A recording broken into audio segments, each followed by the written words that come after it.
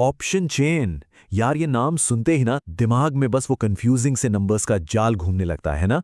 पर क्या हो अगर मैं कहूं कि ये एक सीक्रेट मैप है, एक ऐसा नक्शा जो मार्केट की अगली चाल बता सकता है।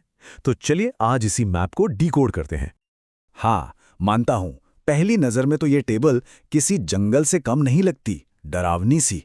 हर तरफ बस नंबर नंबर और नंबर। और सच बताऊं, ज्यादातर लोग तो इसे देखकर ही डर जाते हैं। लेकिन ये सिर्फ नंबरों का जंगल नहीं है। ये असल में मार्केट के दिमाग का एक लाइव मैप है। हाँ, बिल्कुल सही सुना। ये हमें दिखाता है कि जो बड़े बड़े खिलाड़ी हैं ना, वो आखिर सोच क्या रहे हैं, उनका पैसा असल में लग कहाँ रहा है। तो बस आज हम सब मिलकर इसी मैप को पढ़ना सीखेंगे। तो फिर तैयार हैं इस सीक्रेट मैप को समझने के लिए? चलिए सबसे पहले एकदम बेसिक से शुरू करते हैं कि भाई आखिर ये ऑप्शन चेन होती क्या भला है। देखिए, बहुत सीधे साधे शब्दों में कहूं तो ऑप्शन चेन एक मेन्यू कार्ड जैसा है। बस जैसे रेस्टोरेंट में मेन्यू होता है ना, वैसी। इसमें किसी भी स्टॉक या इंडेक्स के लिए जितने भी खरीदने वाले कॉन्ट्रैक्ट्स यानी कॉल्स और बेचने वाले कॉन्ट्रैक्ट्स यानी पुट्स हैं, सब एक ही जगह पर लिस्टेड होते हैं। सब कुछ एक स्क्रीन पर एकदम साफ साफ। अच्छा, अब इस मैप पे ना दो तरह के खिलाड़ी अपनी अपनी चालें चलते हैं। एक तरफ है बुल्स, यानी वो लोग जो चाहते हैं कि मार्केट ऊपर जाए, और दूसरी तरफ है बेयर्स, जो चाहते हैं कि मार्केट नीचे गिरे। तो आइए देखते हैं ये दोनों आखिर इस खेल को खेलते कैसे हैं। इनका पहला हथियार है कॉल ऑप्शन, जिसे हम सीई भी कहते हैं। अब देखिए, इसे खरीदने वाला तो पक्का बुल है, वो तो चाहता ही है कि कीमत आसमान छुए। लेकिन असली खिलाड़ी है इसे बेचने वाला, यानी कॉल राइटर। और ये एक बेयर है। ये शर्त लगा रहा है कि कीमत चाहे जो हो जाए, एक खास लेवल से ऊपर नहीं जाएगी। और दूसरा हथियार वो है पुट ऑप्शन, यानी पीई। यहां कहानी थोड़ी उल्टी है। इसे खरीदने वाला बेयर है, वो चाहता है कि कीमत धड़ाम से गिरे। लेकिन जैसा हमने पहले देखा, यहां भी असली खिलाड़ी है पुट राइटर। ये एक बुल है और इसकी शर्त यह है कि कीमत एक खास लेवल से नीचे नहीं गिरेगी। तो मतलब इसे ऐसे समझिए, जो कॉल राइटर्स हैं यानी हमारे बेरर्स, वो मार्केट के लिए एक छत बना रहे हैं, एक रेजिस्टेंस। और जो पुट राइटर्स हैं यानी बुल्स, वो मार्केट के लिए एक फर्श बना रहे हैं, एक सपोर्ट। अब मजे की बात यह है कि मार्केट ज्यादातर वक्त इन्हीं दो दीवारों के बीच में चलता रहता है। और यही लोग, ये राइटर्स, इस खेल के सबसे बड़े खिलाड़ी हैं। तो अब सबसे बड़ा सवाल, हमें पता कैसे चलेगा कि ये छत और फर्श आखिर बन कहां रहे हैं? इसका जवाब छुपा है ऑप्शन चेन के सबसे पावरफुल टूल में, जिसका नाम है ओपन इंटरेस्ट। ओपन इंटरेस्ट या ओआई का सीधा सीधा मतलब है वो सारे एक्टिव कॉन्ट्रैक्ट्स जो अभी मार्केट में खुले हुए हैं।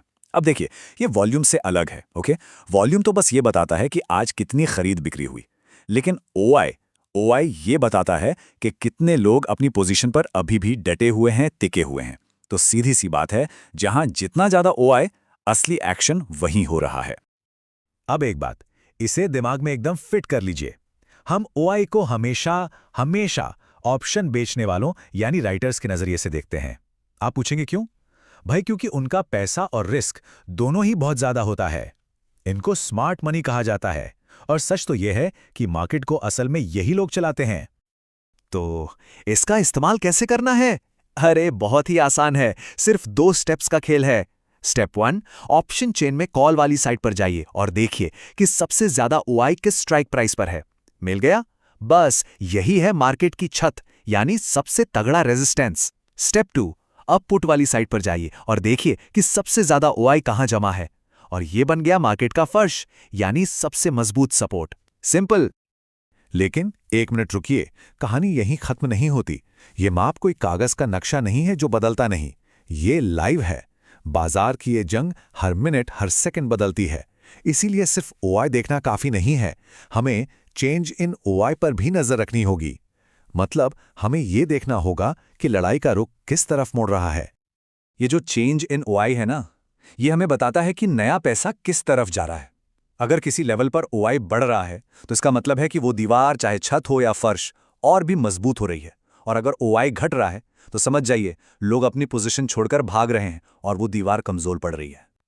तो ये टेबल इस पूरी जंग का स्कोर कार्ड है, समझ लीजिए।